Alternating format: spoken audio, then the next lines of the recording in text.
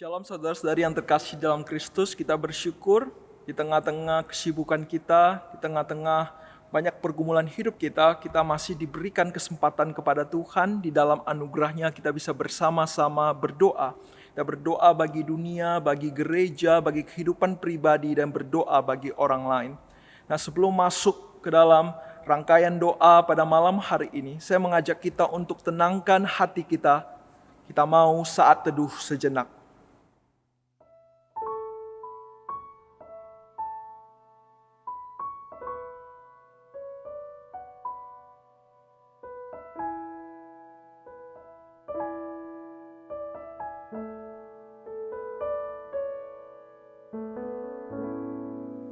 Untuk doa yang pertama, saya mengajak kita, jika saat ini ada yang berbeban berat, ada pergumulan dan berbagai masalah yang menyelimuti hidup kita saat ini.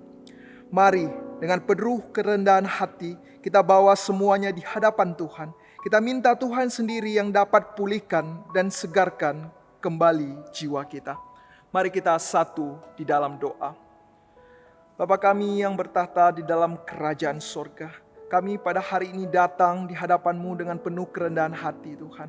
Kami membawa segala beban-beban kami, segala pergumulan-pergumulan kami di hadapan-Mu Tuhan. Dan kiranya Tuhan pada malam hari ini, kami meminta Tuhan agar Tuhan angkat, Tuhan kuatkan kami. Dan Tuhan juga segarkan jiwa kami melalui momen ini Tuhan, melalui pujian, melalui firman, dan setiap doa yang kami panjatkan, kiranya boleh semakin meneguhkan kami dan semakin meyakinkan kami bahwa di dalam hidup ini ada Tuhan yang tidak pernah meninggalkan kami. Kami meminta Tuhan siapkan hati kami untuk memasuki persekutuan doa pada malam hari ini. Kami berdoa hanya di dalam nama Tuhan Yesus. Amin. Di dalam kitab Injil ada tertulis bahwa Tuhan adalah gembala dan kita adalah domba-dombanya. Tuhan berkata, Dialah gembala yang baik. Dan gembala yang baik mengenal setiap domba-dombanya. Dan domba-domba mengenal gembalanya. Mari kita bersama-sama menyanyikan sebuah lagu. Merupakan satu deklarasi iman kita dalam setiap pergumulan, setiap masalah yang kita lalui, kita yakin bahwa Tuhan tahu, karena Tuhan mengenal siapa kita. Kau mengenal hatiku.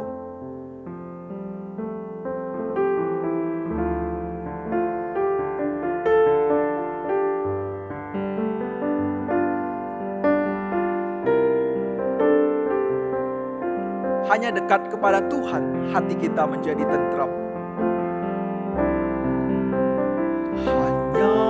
Dekat kasih-Mu Bapa, jiwaku pun tentram. Engkau menerimaku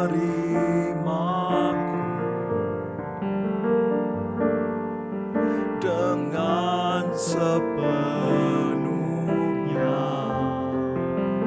Walau dunia melihatku namun Kau memandangku sampai ke dalaman hatiku.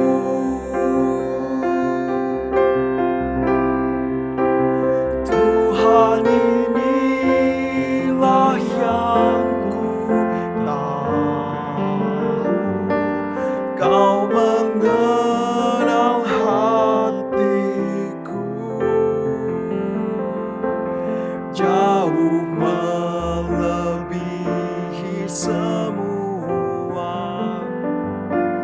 yang terdekat sekalipun. Tuhan, inilah yang ku mau, Kau menjaga hatiku supaya kehidupan memancar senantiasa. Tuhan, inilah yang ku tahu, Kau mengenal hatiku jauh melebihi semua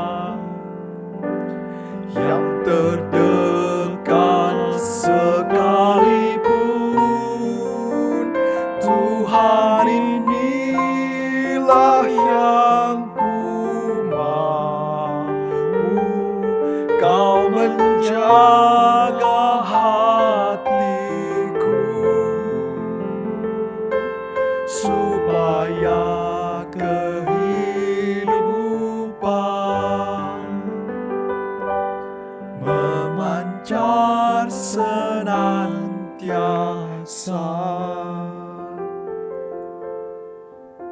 Yang kedua, kita juga mau bersyukur kepada Tuhan atas segala berkat yang telah Tuhan berikan bagi setiap kita. Walaupun banyak hal yang mungkin tidak sesuai dengan ekspektasi, tetapi kita tetap mau bersuka, memuji kebesaran Tuhan. Penyertaannya itu pasti, dan kita mau menghargai setiap berkat yang Tuhan berikan sampai hari ini. Mari kita bersama-sama bersyukur kepada Tuhan. Bapa kami yang di sorga, kami mau bersyukur atas setiap anugerah yang Engkau berikan kepada kami. Baik, banyak hal-hal yang di luar ekspektasi kami. Tapi kami mau Tuhan menghargai setiap anugerah-Mu dari yang terkecil sampai yang terbesar. Terima kasih Tuhan, pada hari ini kami masih bisa diberikan nafas kehidupan.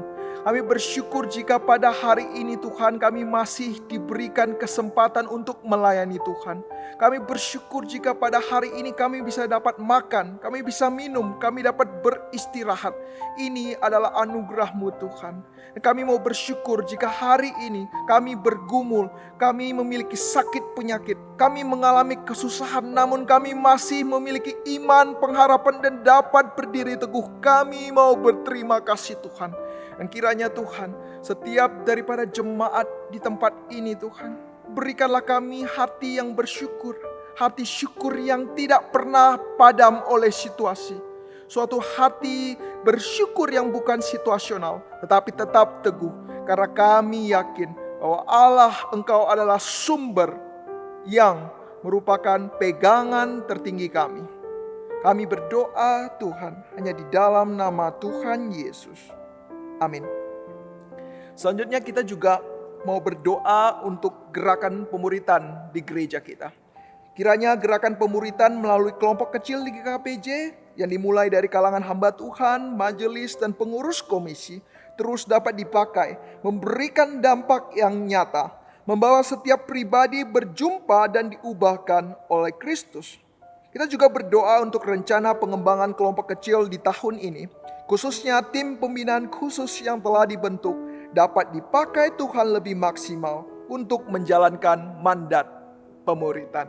Mari kita bersama-sama berdoa untuk gerakan pemuritan di tengah-tengah gereja kita.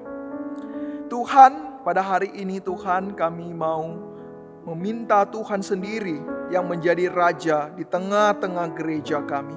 Sebagaimana Engkau adalah Tuhan, Engkau Raja kami yang memberikan kami mandat untuk memuridkan. Dan pada hari ini Tuhan, kami dengan penuh kerendahan hati membawa gereja kami, masa depan gereja kami ke dalam tangan-Mu. Kiranya setiap daripada pemimpin-pemimpin, baik dari hamba Tuhan, majelis, dan setiap orang yang terlibat dari kelompok kecil, memiliki hati pemuritan. Kami ingin menjadi murid. Ajari kami memiliki hati murid, dibentuk, dan kemudian berikan kami kemampuan, berikan kami kesabaran, berikan kami dorongan untuk pergi memuridkan. Tuhan, kami tahu di dalam prosesnya itu tidaklah gampang, banyak hal yang harus dikorbankan, banyak hal yang harus dipertaruhkan. Tapi kiranya Tuhan, sebagaimana Engkau memberitakan kami, memberikan kami suatu visi yang jelas ini, kiranya kami juga bisa mengerjakannya sampai akhir, di tengah-tengah, di luar daripada segala pergumulan dan masalah yang ada. Kami juga mau bersyukur atas tim pembinaan khusus yang telah dibentuk. yang memiliki mandat dan tugas untuk memikirkan arah gereja dalam bidang pemuritan. Kiranya setiap tim yang ada bisa bekerja sama, bersehati untuk bersama-sama memikirkan bagaimana pemuritan melalui kelompok kecil bisa secara maksimal dijalankan di tengah-tengah gereja ini. Pimpin kami Tuhan, dan kami siap dipimpin. Kami berdoa Tuhan hanya di dalam nama Tuhan Yesus. Amin. Selanjutnya kita juga mau bersama-sama berdoa untuk negara dan bangsa kita, Indonesia. Kiranya pemerintah dapat menekan lajur perkembangan virus COVID-19 dan setiap daripada warga Indonesia juga diberikan kesigapan hati juga ikut berpartisipasi dalam menekan lajur perkembangan virus.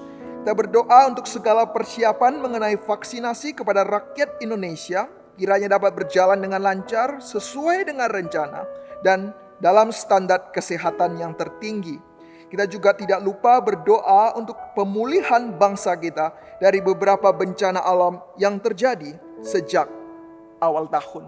Mari kita berdoa untuk bangsa tercinta kita, Indonesia. Tuhan, dengan penuh kerendahan hati kami membawa bangsa Indonesia ke dalam tangan-Mu Tuhan.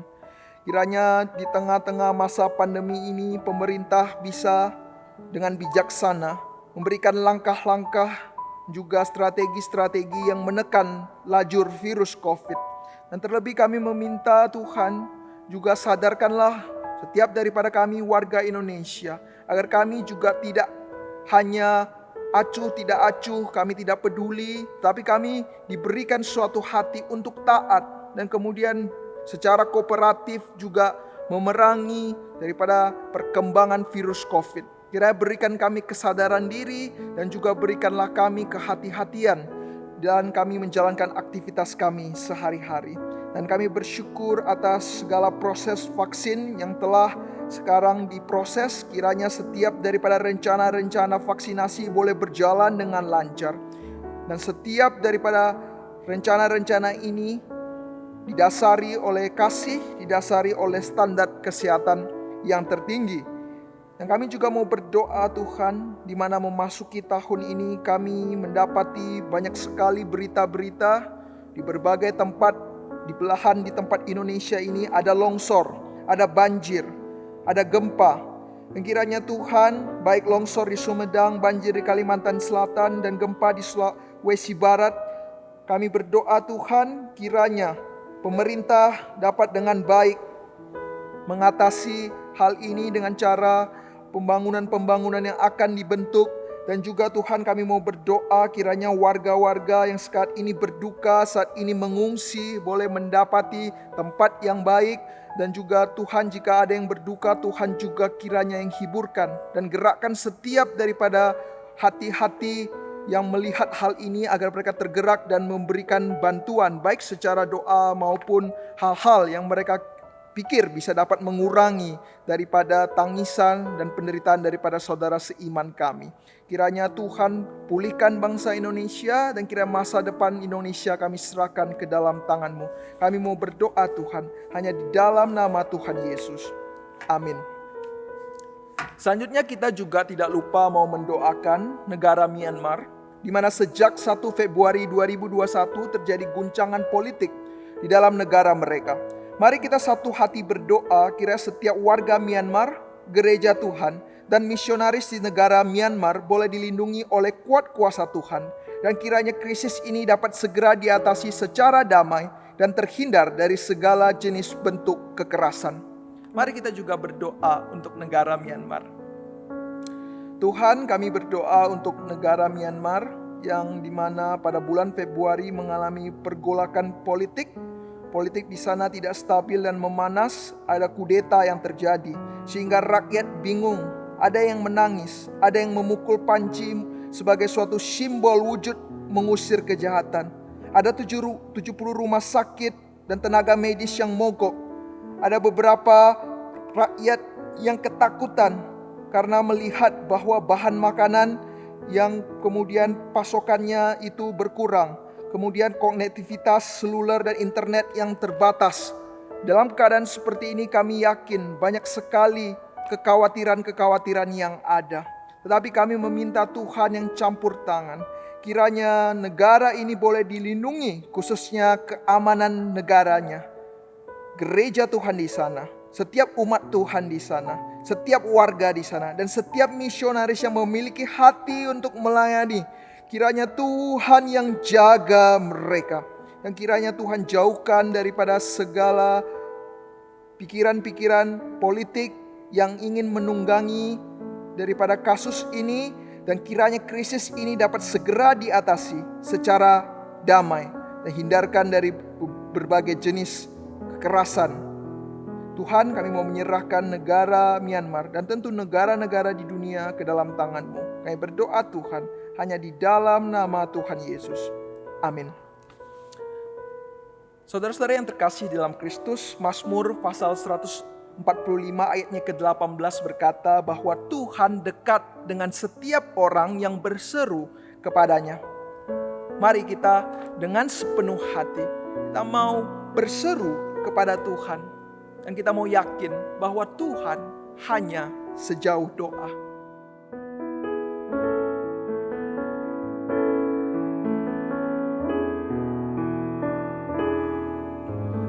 Bila kau rasa gelisah di hatimu, bila gelap kabut tak menentu hidupmu, ingat masih ada seorang penolong bagimu.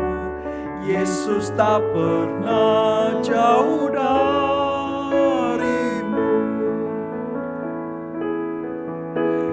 Bila cobaan menggodai hatimu, bila sengsara menimpa keadaanmu, ingat Yesus takkan pernah jauh darimu. Dia selalu pedulikan kamu. Mari kita berseru kepada Tuhan. Berseru, memanggil namanya, berdoa, Dia akan segera menghampiri dirimu. Percaya, Dia tak jauh darimu. Dia hanya sejauh doa. Berseru, memanggil namanya, berdoa, Dia akan segera menghampiri dirimu. Percaya, Dia tak jauh darimu. Dia hanya sejauh doa. Tuhan hanya sejauh doa. Mari kita bersama-sama dengan sungguh dan berdoa kepada Tuhan kita. Khususnya kita mau berdoa untuk pelayanan Komisi GKPJ yang masih menggunakan media online. Kiranya setiap daripada jemaat tetap diberikan semangat, kesabaran hati yang tulus di dalam menerima pembentukan rohani walaupun melalui online. Dan kita juga berdoa khususnya untuk tim digital ministry di gereja GKPJ yang telah dibentuk. Tim ini dipakai untuk mendukung kebaktian live streaming dan berbagai rekaman pelayanan di tengah-tengah gereja kita. Kiranya Tuhan terus menyertai dan pakai dengan luar biasa. Baik dari ketua, tim teknis, dan setiap yang terlibat dapat bersehati dan sepenuh hati di dalam melayani Tuhan. Mari kita bersama-sama berdoa untuk pelayanan online di tengah-tengah gereja kita. Tuhan, kami ingin membawa setiap pelayanan kami ke hadapan-Mu Tuhan. Kiranya Tuhan yang menyertai setiap daripada pelayanan kami, walaupun kami masih menggunakan media online. Pelayanan kami ada keterbatasan, berbeda dengan pertemuan fisik. Banyak hal-hal yang mungkin tidak kami biasain walaupun sudah melewati masa 1 tahun. Tapi Tuhan, di masa-masa seperti ini kiranya jemaat Tuhan Engkau tetap berikan kesabaran. Dan kiranya Tuhan juga berikan hati murid yang mau belajar, mau dibentuk oleh Tuhan. Dan kiranya walaupun melalui online ini tidak mengurangi daripada kuasa Injil yang diberitakan. Setiap jemaat yang mendengarkan firman-Mu diubahkan. Bukan oleh faktor-faktor lain, tetapi hanya karena Injil-Mu, kuasa firman Tuhan. Dan kami juga mau berdoa untuk tim digital ministry.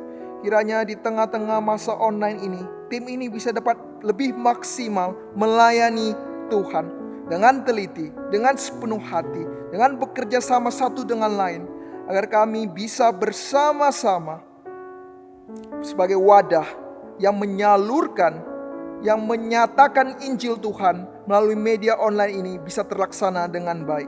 Kiranya Tuhan terus menyertai tim ini dan setiap daripada pelayanan online, dan jemaat juga Tuhan sendiri yang sertai. Kami berdoa Tuhan hanya di dalam nama Tuhan Yesus.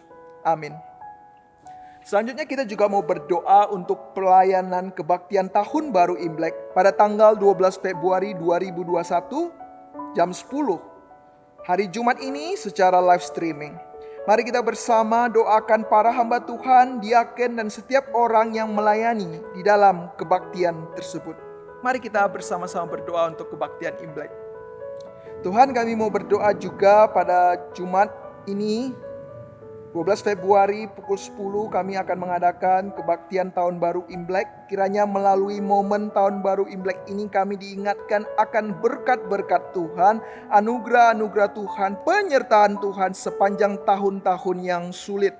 Kiranya momen ini juga dipakai agar kami bisa membawa jiwa-jiwa saudara-saudara seiman kami agar bisa bersama-sama hadir di sini, mendengarkan kebenaran firman Tuhan, dan kemudian percaya akan kuasa Tuhan di tengah-tengah kehidupan mereka. Khususnya untuk setiap orang yang melayani dalam kebaktian tersebut, kiranya Tuhan juga yang sertai dan jaga mereka. Kami berdoa Tuhan hanya di dalam nama Tuhan Yesus. Amin. Selanjutnya kita juga akan berdoa untuk jemaat kita yang sekarang sedang dalam keadaan lemah tubuh. Yang pertama kita mau doakan Ibu Ruter yang sedang lemah tubuh, Ibu Eng Sak Queen, Mama Ibu Karisma yang sakit saraf terjepit di leher dan stroke ringan, Ibu Li Tio Juan Yeni, Mama dari Evangelis Lindawati yang sekarang sedang lemah tubuh. Kita juga mau berdoa kepada Ibu Li Song Eng, Mama dari Yanti Mei, sakit diabetes dan luka di kaki. Kemudian kita mau mendoakan anak dari Bapak Timin dan Ibu Rita, jemaat GKPJ Tungkal. Anaknya Asyel berumur 14 tahun, sakit kanker limfoma. Dan kemudian mama dari Pak Bambang, jemaat kita di Bungo, yang sekarang masih dalam keadaan sakit dan dirawat di Jambi. Nah, kita akan berdoa untuk beberapa orang yang kita telah sebutkan namanya tadi. Mungkin jika ada beberapa nama yang tidak terdaftar di sini, kita juga bisa bersama-sama doakan. Mari kita satu di dalam doa. Bapa, Engkau yang empunya pemulihan, Engkau adalah tabib kami yang agung. Kami mau menyerahkan setiap jemaat kami yang lemah tubuh. Mungkin kami tidak bisa mengucapkan namanya satu persatu, tapi Engkau tahu pergumulan daripada setiap jemaat-Mu Tuhan. Saat ini setiap jemaat yang kesakitan, yang menahan sakit, yang sedang mengerang Tuhan, kiranya Tuhan hadir dalam kehidupan mereka. Pada hari ini kami ingin menyerahkan Ibu Ruter dalam keadaan lemah tubuhnya. Kami meminta penyertaan dan penguatan daripada Tuhan. Kami juga berdoa kepada Ibu daripada Mama Ibu Karisma, Ibu Eng Sak Queen, dalam sakit saraf terjepit di leher dan stroke ringan ini. Kiranya Tuhan juga beserta dengannya, memberikan kekuatan, memberikan juga kesabaran bagi keluarga yang mendampingi. Dan juga Ibu Lie Tio Juan yang saat ini sedang lemah tubuh. Dan juga kepada Ibu Liu Xiong Eng yang sedang sakit diabetes dan luka di kaki. Tuhan, kira Tuhan terus sertai mereka. Tuhan, dalam setiap lemah tubuh mereka, melalui obat-obatan, melalui tindakan medis, kiranya boleh terus memulihkan keadaan fisik mereka. Kami tidak lupa juga berdoa untuk anak muda Asiel masih berumur 14 tahun tetapi menderita sakit kanker. Kira di dalam masa pergumulannya Tuhan terus beserta dengan dia. Kami percaya Tuhan tidak pernah meninggalkan kami. Keluarganya yang menemani, kiranya juga Tuhan yang terus berikan mereka damai sejahtera. Dan tentu kami tidak lupa berdoa kepada mama dari Pak Bambang yang sekarang di Jambi dirawat, kiranya mendapati perawatan yang baik, istirahat yang cukup, dan juga pemulihan daripada beliau kami mau menyerahkan ke dalam tangan Tuhan. Dan masih banyak lagi saudara-saudara kami yang sekarang tubuhnya sedang lemah, sedang sakit yang kami tidak bisa sebutkan satu persatu. Tuhan, kira Engkau membantu kami. Kira Tuhan segarkan tubuh kami. Dan jika Engkau berkenan, kiranya Engkau sembuhkan kami di dalam waktu dan kedaulatan-Mu. Dan kami yakin Engkau mampu dan Engkau sanggup. Kami berdoa hanya di dalam nama Tuhan Yesus. Amin. Berseru memanggil namanya, berdoa Dia akan segera menghampiri dirimu. Percaya Dia tak jauh darimu, Dia hanya sejauh doa. Tuhan tidak pernah jauh dari kita. Bergantunglah kepadanya. Dan yang terakhir, kita akan berdoa untuk iman kerohanian kita. Kiranya di masa pandemi ini kita dapat lebih menjalin relasi yang lebih dekat dengan Tuhan. Kita mau mengintrospeksi diri, mau lebih mengenal Tuhan, dan mau belajar taat kepada kehendak Tuhan. Mari kita satu di dalam doa. Tuhan, di masa-masa pandemi ini mungkin setiap kami mengalami kejenuhan rohani, tapi kami minta Tuhan yang segarkan kami lagi agar kami dapat menggunakan waktu lebih bijaksana. Kami mau menggunakan waktu yang ada, waktu yang terbatas, waktu yang Kau berikan kepada kami untuk lebih mengenal Tuhan. Karena kami yakin pengenalan kepada Tuhan merupakan satu hal yang terpenting di dalam kehidupan kami. Ajarilah kami juga memiliki hati untuk mengintrospeksi diri kami, mengevaluasi diri kami, menggantikan kebiasaan buruk kami menjadi kebiasaan yang memuliakan Tuhan. Dan terlebih Tuhan, kami mau menggumuli apa yang Tuhan ingin kami kerjakan di masa ini. Dan Tuhan, kiranya dalam pergumulan kami, kiranya Tuhan celikkan mata hati kami agar kami mengerti kehendak-Mu dan mengerti panggilan-panggilan yang apa yang harus kami kerjakan di saat ini. Kami berdoa Tuhan hanya di dalam nama Tuhan Yesus. Amin. Tiba saatnya kita akan mendengarkan kebenaran firman Tuhan. Kebenaran firman Tuhan hari ini akan dibawakan oleh penginjil Mariana Chong dengan tema panggilan Allah. Sebagaimana doa tadi, kita ingin lebih taat mengenal kehendak Tuhan. Dan mari kita siapkan hati untuk mendengar suara Tuhan melalui firman-Nya. Kiranya ini meneguhkan panggilan kita di tengah-tengah dunia. Mendengar suara-Mu.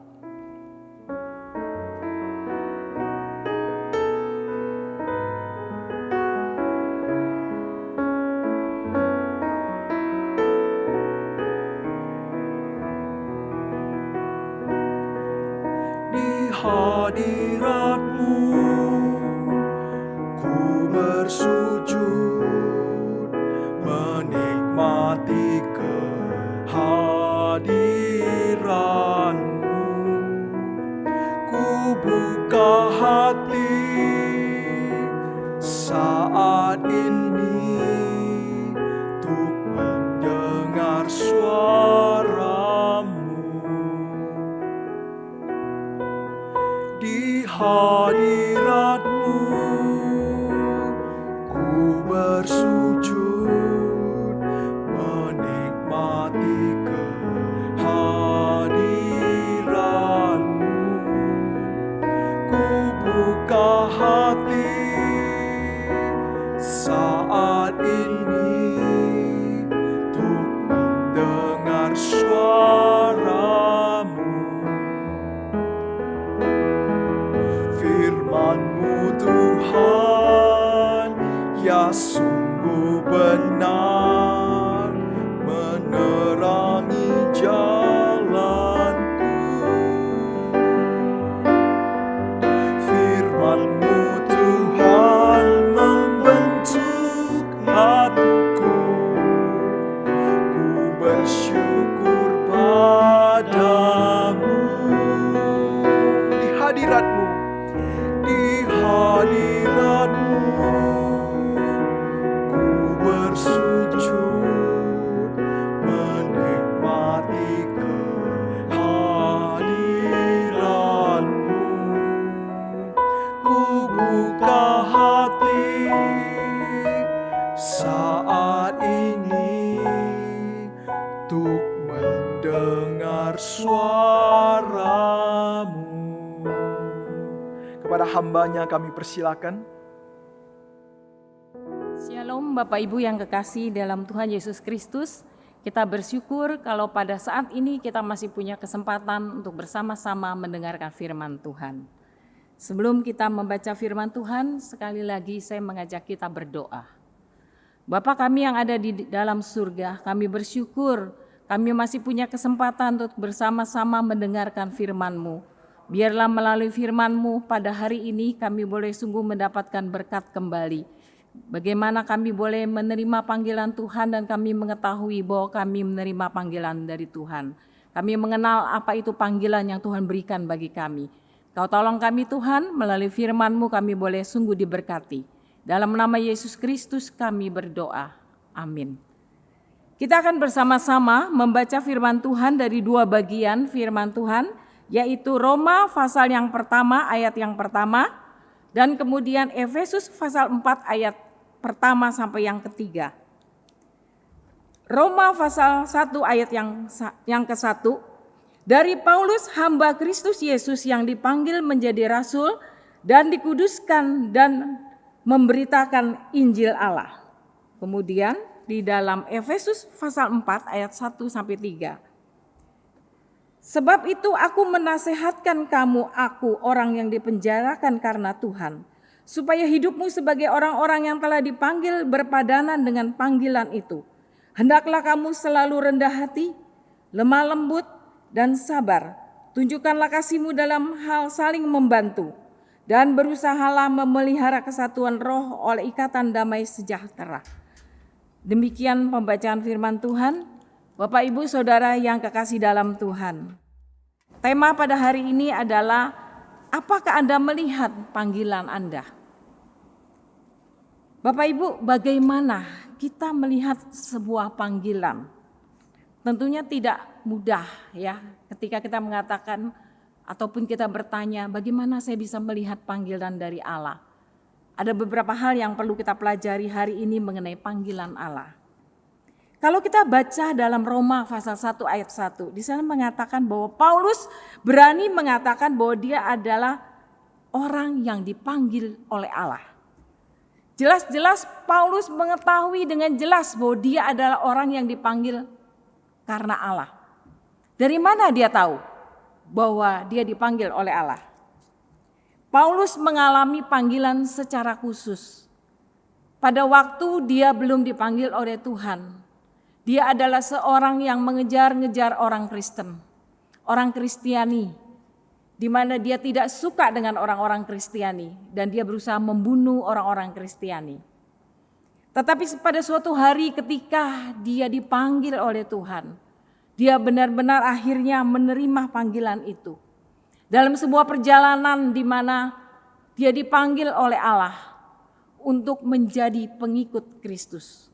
Dan sejak itulah dia berubah, mengalami perubahan hidupnya, dan dia benar-benar mengikuti apa yang Tuhan inginkan di dalam pelayanan yang dia lakukan. Nah, Bapak Ibu yang kekasih dalam Tuhan, kalau Paulus sudah jelas dia mendengar, melihat, dan mengalami panggilan itu, bagaimana dengan Bapak Ibu dan saya? Apakah kita mengalami juga seperti yang Paulus alami? Bagaimana kita bisa melihat sebuah panggilan itu ada di dalam hidup kita? Bapak, Ibu, Saudara yang kekasih dalam Tuhan. Di dalam Efesus 4 ayat 1 sampai 3. Di sana berbicara bagaimana kita dipanggil sebagai anak-anak Tuhan Yesus. sebagai murid Kristus, sebagai orang-orang yang dipanggil, sebagai orang-orang yang sungguh-sungguh mengenal hidup di dalam kebenaran firman Tuhan. Kita dipanggil untuk hidup berpadanan dengan panggilan itu. Apa maksudnya? Apa maksudnya bahwa kita itu perlu berpadanan dengan panggilan? Maksudnya adalah hidup kita benar-benar harus ada perubahan hidup. Di saat kita dipanggil Tuhan, kita harus memiliki perubahan seperti yang Paulus alami. Paulus mengalami suatu perubahan hidup ketika dia dipanggil. Dari orang-orang yang tadinya membenci orang Kristen, saat ini dia menjadi pengikut Kristus. Dia menjadi seorang rasul yang luar biasa, rela menderita bagi Kristus. Bapak Ibu Saudara yang kekasih dalam Tuhan, di dalam ayat 2-3 ini di sini memperlihatkan kepada kita, jika seseorang sudah dipanggil menjadi orang percaya kepada Kristus, maka dalam hidupnya harus memiliki beberapa hal yang harus dialaminya, yaitu dia harus memiliki perubahan hidup dalam hal selalu rendah hati, selalu lemah lembut, selalu sabar, selalu saling membantu, dan selalu hidup damai. Di sini Paulus menggunakan kata selalu, menunjukkan bahwa ada sesuatu perubahan yang terus-menerus dialami dalam hidup kita sebagai orang-orang yang dipanggil. Bukan hanya hari ini berubah kemudian besok bisa kembali lagi seperti yang dahulu. Tetapi di sini menunjukkan ada kata selalu, harus terus-menerus. Seperti yang Tuhan katakan, selalu rendah hati. Bukannya hari ini rendah hati kemudian besok bisa tidak rendah hati. Kerendahan hati harus dimiliki setiap saat, setiap waktu di dalam kehidupan kita. Orang yang rendah hati itu bukan berarti orang yang minder, orang yang tidak percaya diri. Orang yang rendah hati di sini menunjukkan orang yang terus-menerus berserah kepada Tuhan. Percaya akan pimpinan Tuhan di dalam hidup ini. Di masa-masa pandemi saat ini, mungkin banyak pergumulan yang kita semua hadapi. Tuhan tahu semua yang kita gumulkan. Dan kita serahkan semuanya kepada Tuhan. Kita mau rendah hati di hadapan Tuhan. Walaupun sulit, kita tetap harus menjalaninya. Di dalam kerendahan hati, di sini berarti kita takut akan Tuhan. Kita percaya bahwa Tuhan memegang kehidupan kita, berjalan bersama kita. Dia akan terus memimpin hidup kita. Sehingga kita terus harus menjadi orang yang rendah hati. Orang yang rendah hati bukan berarti dia itu rendah diri. Kalau rendah diri berarti dia minder. Dia rendah diri terhadap manusia, terhadap sesamanya. Orang yang rendah hati, dia rendah hati di hadapan Tuhan. Dia taat akan perintah Tuhan. Apa yang Tuhan izinkan terjadi dalam hidupnya, dia taat untuk menjalani hidupnya. Itu adalah orang yang rendah hati. Lalu kemudian dikatakan dalam ayat 2-3 ini selain rendah hati, kita sebagai orang-orang yang dipanggil Tuhan, kita harus selalu lemah lembut. Saudara, kata lemah lembut berasal dari kata Yunani protes. Apa artinya lemah lembut? Orang yang lemah lembut bukan berarti jalannya lemah gemulai, terus kemudian kita bicaranya juga lembut, bukan seperti itu. Orang yang lemah lembut adalah orang yang protes, dikatakan praus, orang yang marah pada tempatnya. Jadi seorang yang lemah lembut adalah seorang yang bisa marah tapi pada tempatnya. Dengan kata lain orang itu dapat mengekang hawa nafsu. Tidak mudah marah-marah, jangan sebentar-sebentar marah. Marah-marah tidak pada tempatnya, itu bukan orang yang lemah lembut. Orang yang lemah lembut dia bisa menahan hawa nafsu. Dia bisa menempatkan posisinya di mana dia harus marah. Bapak Ibu, saudara yang kekasih. Banyak orang saat ini sangat emosional di tengah-tengah pandemi. Mungkin stres, mungkin karena banyak masalah, banyak hal yang tidak bisa dilakukan seperti masa-masa yang tidak pandemi. Pada waktu tidak pandemi kan kita bebas melakukan apa saja. Bebas melakukan hal-hal yang mau kita kerjakan. Tapi di saat-saat pandemi ini banyak hal yang membuat kita menjadi stres, menjadi kepikiran ya. Banyak hal yang kita pikirkan yang tidak menyenangkan hati kita. Banyak hal yang kita lakukan rasanya tidak sesuai dengan keinginan kita. Tetapi di sini kita tetap belajar. Di tengah kesulitan apapun yang sedang kita alami pada masa ini, kita harus tetap menjadi orang yang bisa mengekang hawa nafsu dan bisa membawa diri dimanapun kita berada. Mungkin banyak orang-orang saat ini yang di kantor bekerja lebih cepat emosional, lebih cepat marah-marah. Kalau dia di kantor marah-marah, dimarahi dengan bos, pulang ke rumah istri dimarah-marahi, ya anak dimarah-marahi juga sama kita. Nah itu hal yang tidak baik. Kita mari belajar mengintrospeksi diri kita. Tuhan inginkan kita selalu bisa membawa diri kita, pribadi kita dengan lebih baik lagi. Menjadi orang yang benar-benar berserah kepada Tuhan. Di saat sulit ataupun senang, di saat apapun kita tetap harus bersyukur pada Tuhan. Kita percaya bahwa Tuhan ada di dalam hidup kita. Bahwa Tuhan tidak pernah meninggalkan kehidupan kita. Dengan demikian kita benar-benar menunjukkan bahwa saya adalah seorang pribadi yang dipanggil oleh Yesus Kristus yang memiliki kehidupan perubahan yang luar biasa. Sehingga kesaksian hidup kita boleh memuliakan Tuhan. Banyak orang boleh melihat siapa diri kita. Apa yang kita tampilkan adalah surat-surat yang dibaca orang yang boleh memperlihatkan bahwa saya sebagai seorang murid Kristus, sebagai anak daripada Tuhan yang sudah Tuhan menangkan, di mana Tuhan sudah berkorban bagi kita di atas kayu salib. Pengorbanannya tidak sia-sia jika kita benar-benar mau berjalan bersama Tuhan dan belajar menjadi orang yang rendah hati. Bukan rendah diri, tapi rendah hati. Dan kerendahan hati itu harus kita wujudkan setiap saat dalam kehidupan kita. Lalu kemudian di dalam ayat 2-3 ini juga mengatakan bahwa kita bukan hanya rendah hati, bukan hanya lemah lembut, tapi kita juga selalu sabar dalam hidup ini.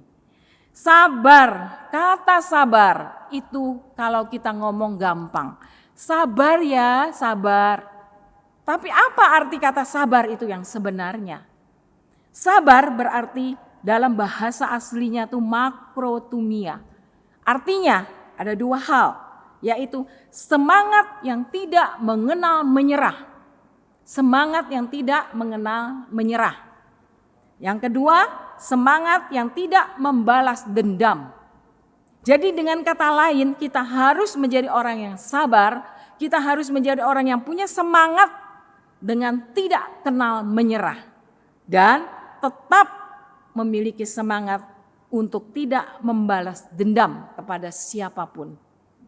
Mungkin dalam hidup kita ya kita difitnah orang ya.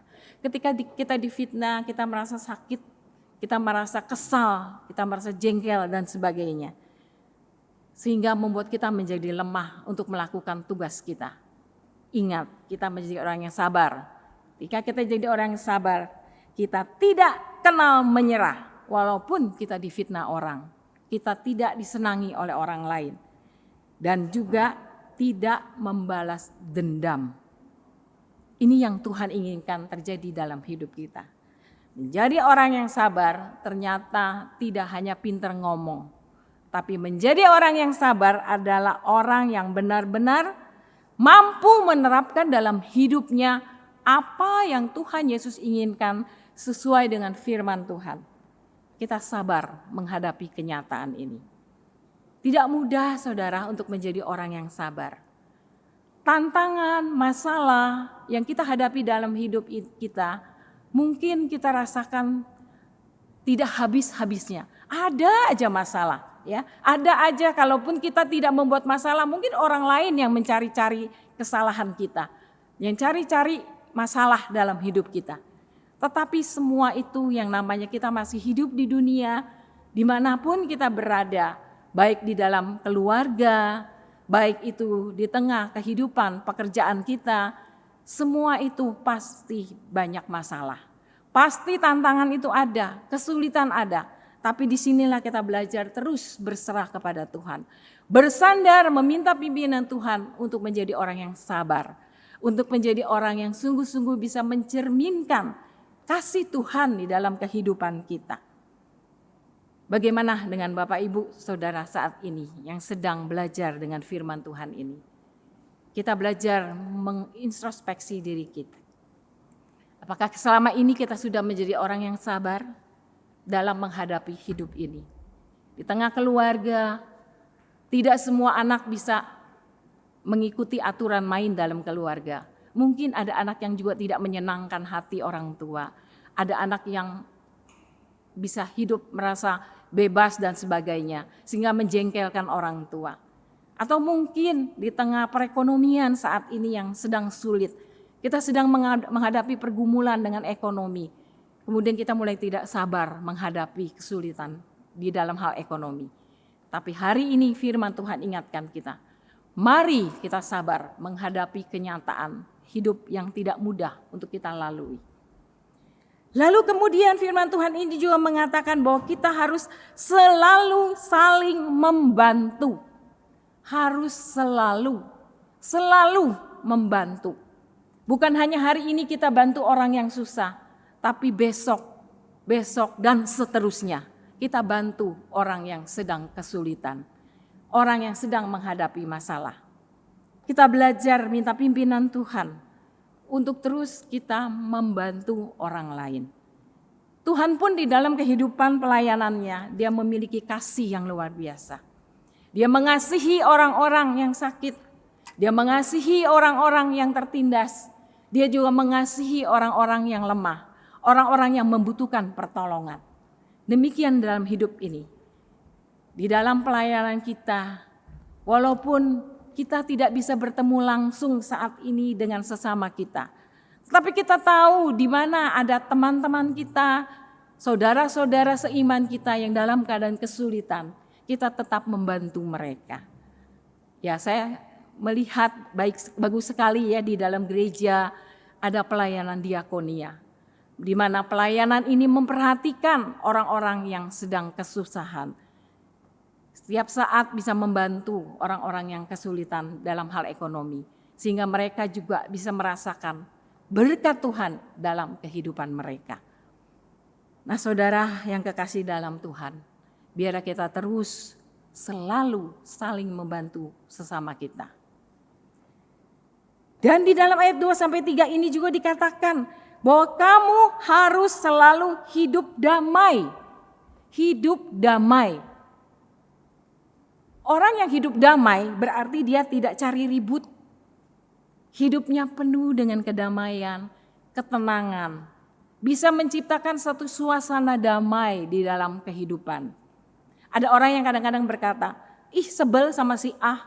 Kalau si A datang pasti bikin keributan, pasti bikin masalah. Tapi kalau nggak ada dia, dunia rasanya damai. Mungkin kadang-kadang kita membuat statement seperti itu, membuat kalimat seperti itu. Tetapi kita belajar. Bagaimana supaya kita bisa menciptakan kedamaian itu dalam hidup kita? Jangan kita selalu menghakimi orang lain. Jangan kita selalu melihat orang lain yang salah. Tapi mari kita juga melihat diri kita. Apakah kehadiran kita di tengah-tengah masyarakat dimanapun kita berada, kita sudah menciptakan kedamaian itu? Atau sebaliknya ketika kehadiran kita ada di tengah-tengah sebuah lingkungan, kita justru membuat keributan.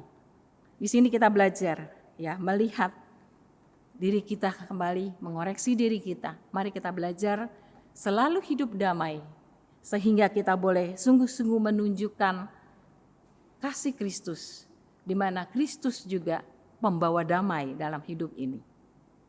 Lalu orang yang membawa damai itu tidak suka cari-cari kesalahan orang lain. Dalam hidup kita kadang-kadang tanpa kita sadari, kita suka mencari-cari kesalahan orang lain. Sehingga timbul masalah, sehingga meresahkan suasana kerja. Mungkin di dalam lingkungan kerja kita.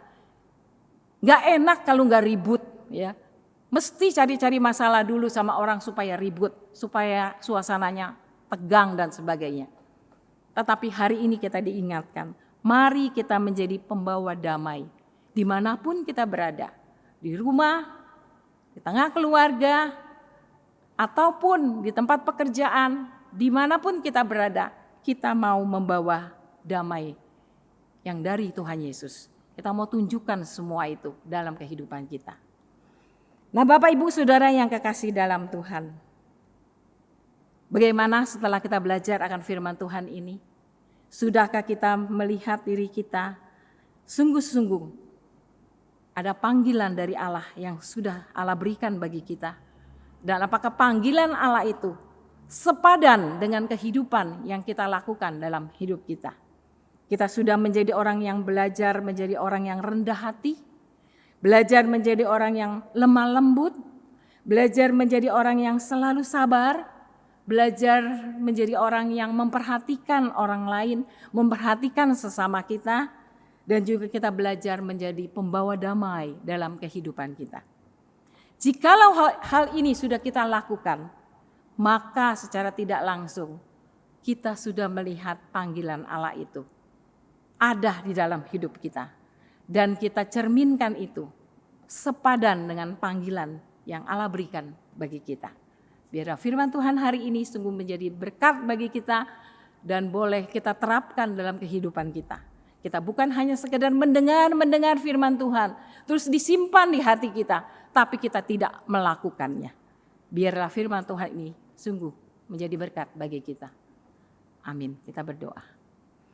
Bapa kami di surga, sekali lagi kami berterima kasih Tuhan. Engkau begitu baik, Engkau mengingatkan kami dengan firman-Mu Tuhan. Untuk kami boleh sungguh-sungguh hidup sepadan dengan panggilan kami. Engkau tolong kami Tuhan, di dalam kehidupan kami ada banyak pergumulan, ada banyak kesulitan, ada banyak masalah yang kami hadapi. Tapi kami boleh senantiasa hidup berkenan di hadapan Tuhan dan hidup sepadan dengan panggilan yang Tuhan sudah berikan. Terima kasih Tuhan, dalam nama Yesus Kristus kami sudah berdoa dan mengucap syukur. Amin. Demikian persekutuan doa kita pada hari ini. Tuhan Yesus memberkati kita semua. Amin.